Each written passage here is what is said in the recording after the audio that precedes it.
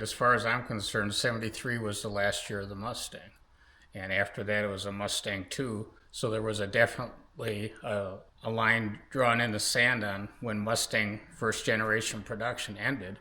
And they even called them Mustang 2. So for me, it was easy.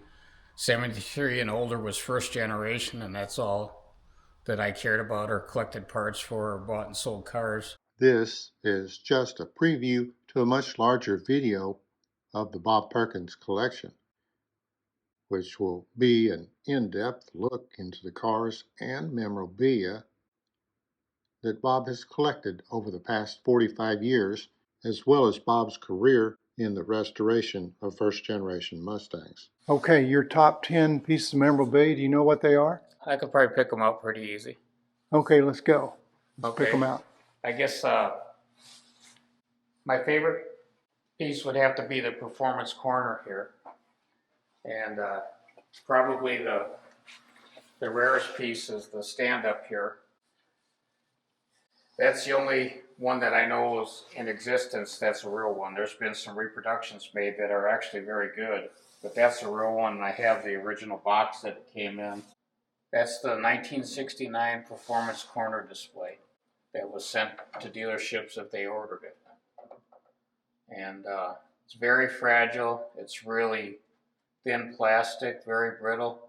Probably the reason this one still exists, all intact, it was still new in the box. It was never displayed.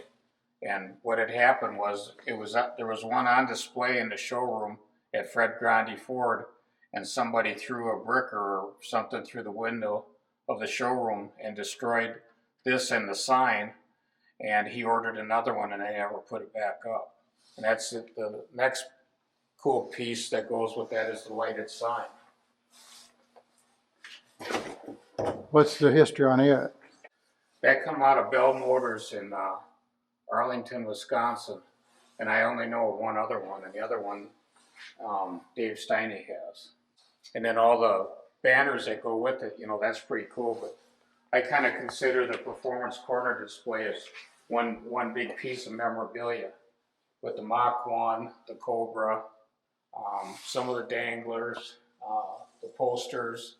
A few of the banners I took over to the lake house there in the basement, but this is still my favorite stuff because that was 69, 70s performance promotion. Then, of course, the blinking lights there, the 1970 lights, that has to be in my top 10 favorites. They're, again, very fragile plastic, and the reason those are so mint like that, they were brand new in the box too when I found them. They're attic of a Ford dealer. And after that,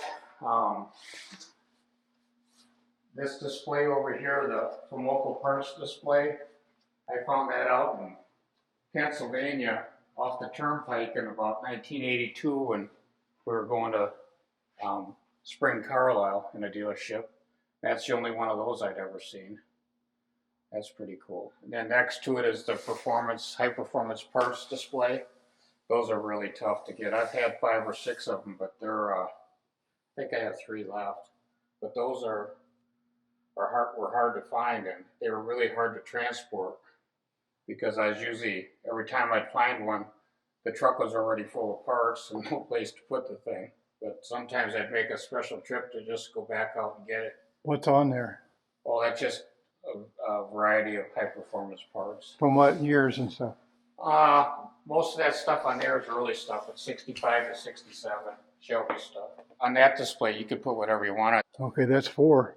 And then that's probably my favorite lighted display case from Ford. What do we got here? Just a bunch of little trinket memorabilia. Probably the coolest thing in there is the 69 Mustang promo model new in the box. There's a bunch of Shelby knickknacks in there, cigarette lighters and watches and money clips. And the cabinet comes from Ford? Yep. That was 70-71 era. And then right above it, that's one of my favorite displays. That's for the 66 Orange Mustang And that's the box that they promoted on the counter. And there's the poster, and there's the order forms in the little stand-up advertisement. So that's the entire display there. The Mustangs are pretty common, but the display stuff's very rare. That's 5. And going down here, these two display racks here, the Ford in the future displays with the bubble, came out during the war. It was like, you know, Ford wasn't building much for civilian stuff. They were more military mode. And these were actually made in Milwaukee, Wisconsin, but that's probably the rarest of the Ford parts and accessory displays. I ended up with 2 of those. What's the significance of that hand and stuff? Do you know? Well, it's a Ford in the future. It's like a globe. It's like a, you know, there's the neon to go with it. Over So here? that was their slogan. You say this neon display was part of some way connected to this? Yeah, it's all that same slogan. There's a Ford in your future. This one came out of DeQuoin, Illinois. This one came from Rick Kirk out in Oklahoma. Oh, you have 2 of them. I have 2 of them, yeah. You're counting both these as one of your favorite. Yeah, yeah. Okay. And then this one, I have all the Rotunda stuff on there. And from 62 to 68, Ford's chemicals and products like that carried the Rotunda logo. So in here I put, you know, some of the chemical accessories and some of the mirrors and the vacuum cleaner's tough. There's a Rotunda tachometer, a Rotunda toolkit, new old stock 65 Mustang AM FM radio. I just always liked the Rotunda stuff. And then over here, to go with the Rotunda, is the chemical display rack. That's the only one of those I've ever seen that's complete. I've seen a couple of the signs, but never the base. So that's right up there in my favorites. Okay, we're ready for number 7. All right. Number 7 here is this is the Ford display rack for local parts and accessories, which is probably from 63 to 67 era. And I just put cool Mustang accessories on that one. So Ford dealers in their parts department would have this display and put various things up there? Yeah, out in the showroom next to the parts department to get people fired up to want to buy accessories for their Mustang.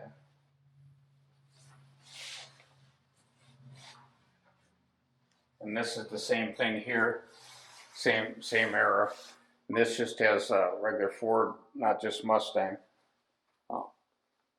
accessories on there. Okay. Ready for number 8? Yep. We'll round the trailer here. Okay.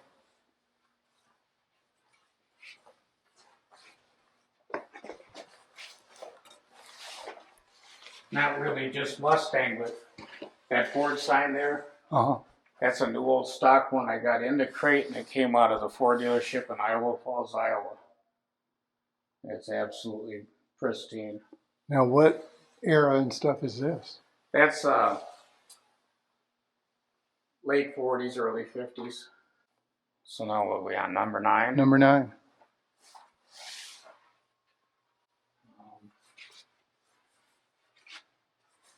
The 428 Cjet Cutaway motor. Wow. Tell me about that. That motor was used in the 1968 Ford Total Performance display and was first debuted at the Winter Nationals in Pomona in 1968. And a couple years later, after they were done promoting the motor was donated to a trade school in Ponca City, Oklahoma. And they used that as a shop training tool there. And then eventually Rick Kirk persuaded him that he needed to own the motor and that it was too outdated to use as a training tool for the tech school. So he ended up with it. And then when he passed away, I got the motor. He wanted you to have it too, didn't he? Yeah, he had that in his will. He and I traded on a lot of stuff. We're really good friends. And Is that 9? that's 9, I think. All right.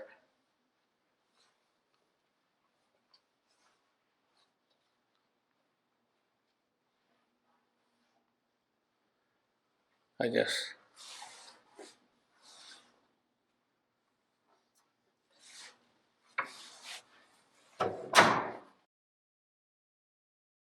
That's number 10. 52 original miles, was never sold, never titled. It came out of the dealership in Hickman, Nebraska. All the plastic still on the seats, the steering wheel, the seat belts. The antenna was never installed, it was never dealer prepped. Original window sticker still in the window. It's just a brand new car. Oh, where's the sign? The sign for it's right there. Oh, it's right here. Yeah. This is not signed, so can we move this where I can get a 3/4 front of it? Yeah. Boy, this is something you never see, isn't it? Original window No, sticker? I mean, that's gotta be. It's just so unique because it's brand new. It's never sold, never dealer prepped. So is this car the most new one that you know of in existence as far as having what it has? Well, this car, the little coupe, only has 53 miles on it. All 10 cars that came out of that collection were brand new. 351 Windsor 4-barrel.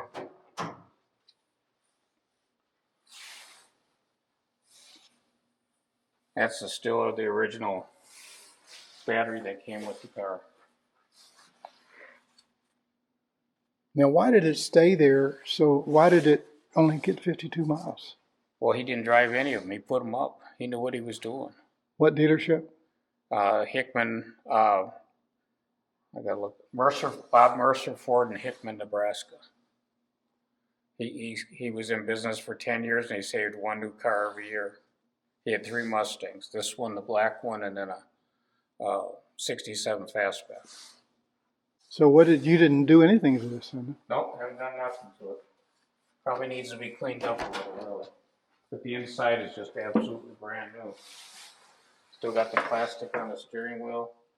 The rear seat belts still got the bags on them. So I guess that's 10. We have to show the Mustang because you mentioned it, the black one at 53 miles. How did he put miles on it? Did he drive it? No, he had them all stored in the school bus building in Hickman, Nebraska. And every couple of years he'd drive them around the block a little bit to keep the fluids, and the brakes working. And that's how they all had around 30 to 40 miles on them, 50 miles on them. So. Yeah, let's look at this one real quick. So this has one more mile, so it didn't make it, right? Because it's more miles than this one.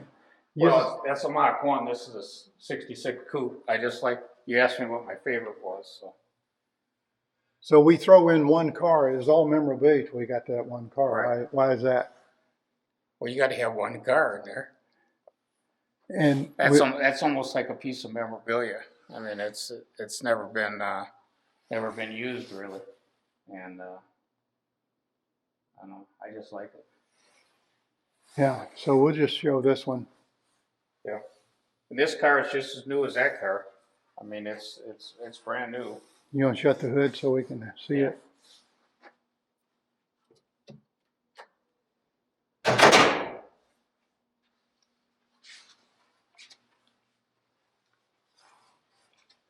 Can I open the door?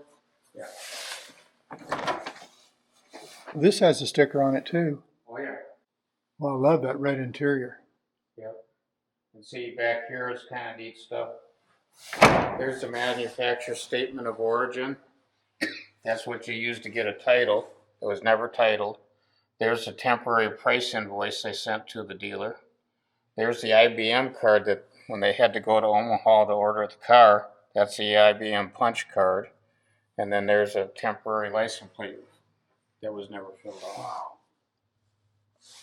So, and then he saved a lot of stuff on this car too, like all the little hang tags on there for 66 that show the different accessories and things like that. The wheel covers were never installed on the car. And before I went to pick up the car, Mr. Mercer thought he was doing me a favor, so he popped all the wheel covers on the car. And there's the instructions, and there's the little baggie that the valve stem extensions came in. So he saved all that stuff and the paper dividers for the wheel covers. I wish he would have never put them on the car, but Now they've scratched the wheels, so you gotta leave them on. They look kind of ugly without the, if they're just sitting there. Yeah, it looks good.